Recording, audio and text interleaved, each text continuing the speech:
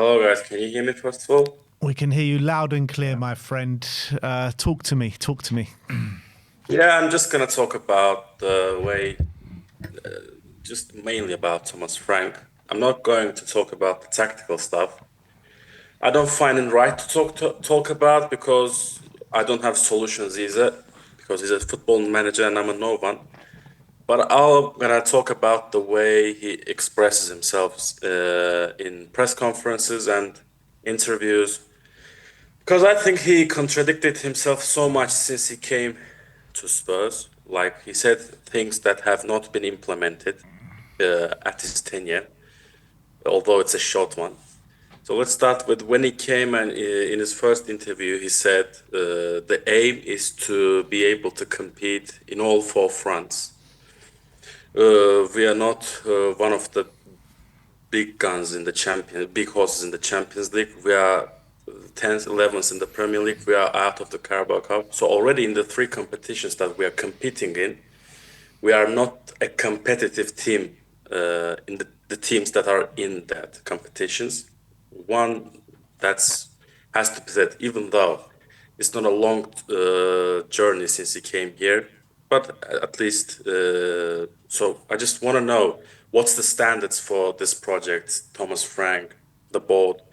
I think as a club, they need to realize the standards of the club because let's say I think, for example, finishing 17th last season damaged the standards of the club so well that even finishing 10th is sounds like an acceptable thing today.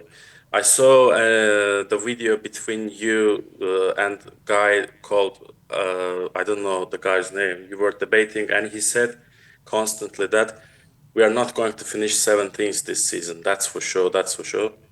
And I'm thinking all of a sudden not finishing 17th is a good thing for this club. What's that point? Okay, we are not going to finish 17th. We never finished 17th apart from last year.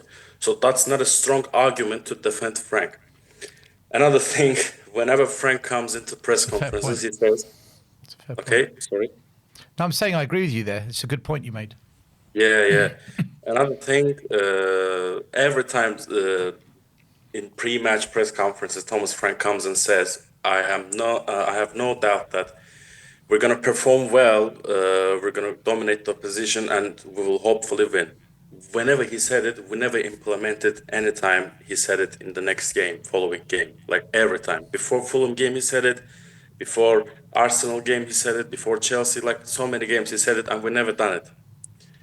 So, like, It's you true. think, yeah, That's true. Yeah. No, yeah, carry yeah. on with your points. So, again, I said I'm not questioning him tactically, but the way he expresses himself, I think he contradicts himself so much. And I think this level of football, which is Tottenham, it's not a small club, it's a big club, it's much bigger, much bigger club than Brentford, and the standards are much bigger. So, what's the standards? Minimum, we need to be in and around European spots in the league at least. That's the bare minimum, right? We're not in the league. That can happen in the end of the season. I'm not saying it won't happen. But Thomas Frank, I think, is just too nice for this job. I think he's just happy to be there. The difference from Brentford is, yeah, he finished mid-table with Bloody Brentford, hell. which is a good achievement for Brentford, obviously. But in Brentford, when you go to GTEC Stadium, I think that the stadium is called like Yeah. that. Everyone is who is sitting in the stadium are just happy to be there, happy to be competing in the Premier League. No one is going to put the pressure on you. If you're staying in the league, you're basically guaranteeing your job. I think he's still in that mind, in Brentford mind. But when he comes to Tottenham Hotspur Stadium, 60,000 fans standing there and charging team for a must win. And I don't think he's capable of handling that pressure. I think Thomas Frank is just too nice for this job in a negative way, not in a positive way. Won nothing in his career, which is not a big problem. It is a problem because at the age of 52, 53, if you have not got a managerial success, not a managerial success, a footballing success, apart from staying mid-table in the Premier League, I don't think you're good enough to manage Tottenham. I agree with you there. I fully agree with that. Honestly, I Yeah, think that's something Ben and I were actually talking about before you came on. Yeah. yeah, I heard. Uh, Do you everyone, think he should go tonight? no, but the reason I'm gonna suggest that he shouldn't go is not related to Frank. It's because there isn't someone to bring in it, Yeah. to replace him. That's why I think who we're gonna bring. Right, Uh, Mason? He's got a job. who? He's got a job. Yeah, yeah. He's, That's why. do Uh, you, can I, Roshan, can I ask something?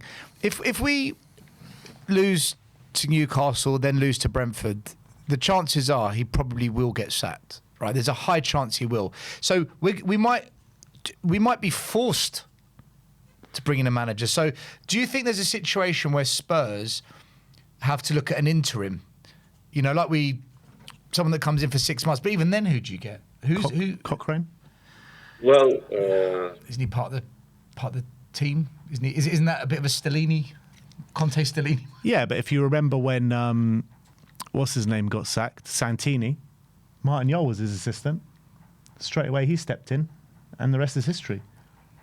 But Rofshan's talking about we need a manager that's got experience and has won something or done something. Cochrane's not that guy, is he? No, he's not. But Martin Yole hadn't won something, and he didn't win anything with us, but he got us on the right track. Did Martin Jol manage a team in Holland before he came to? Yeah, he did. So he's got some managerial experience. Do you know what? I actually don't know who you would get in as an interim. I genuinely don't know. I just think wait for Pochettino post World Cup. I'm not saying Pochettino is. So we're just throwing another season down the drain, basically. No, yeah, that's unacceptable. One thing, last season league table was awful. Our league performance was awful. But what was keeping our hopes until the end of the season? Europa League, right? Yeah. Because we were one of the favorites to win it. But this season, if our league performance is not good enough, there's no chance we're going to win Champions League. What? You don't think we can beat the Champions League? You don't think we can win it? Did you not see how we played PSG off the park on Wednesday? Come night? on, Another thing. underdogs. What I dislike about Frank as well, probably after this game in press conference, he will come and say, I think second half of the game we were very good. We were dominating for 10, 15 minutes, and he will be happy about it. I don't like this, like, how to say, approach in press conference.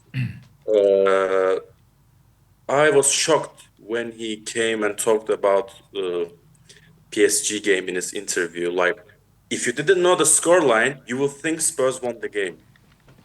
Yeah, we played well. That's another stuff. But the way he talked, it was a good answer from North London Derby. Really performed well. Like, we lost 5-3. Eventually, we conceded 5 goals. Newcastle game, we lost 2-0. He came on and said, I think we created some good chances. We lost all these games.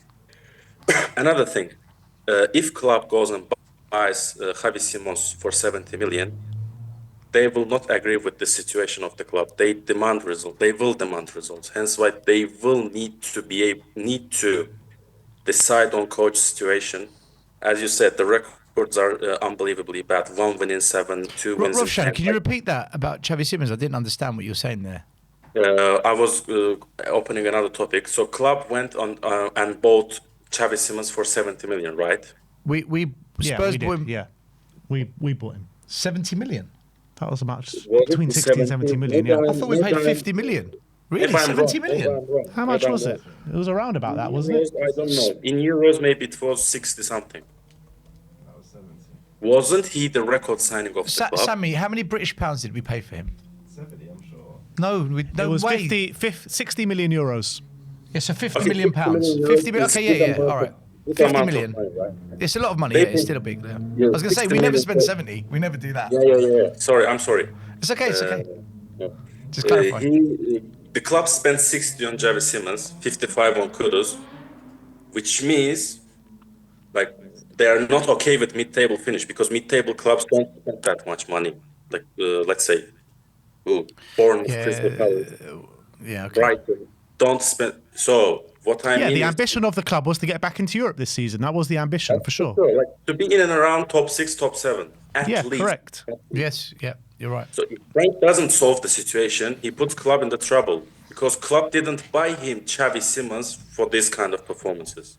Correct. I think the club will eventually knock his door and say, "What's going on?"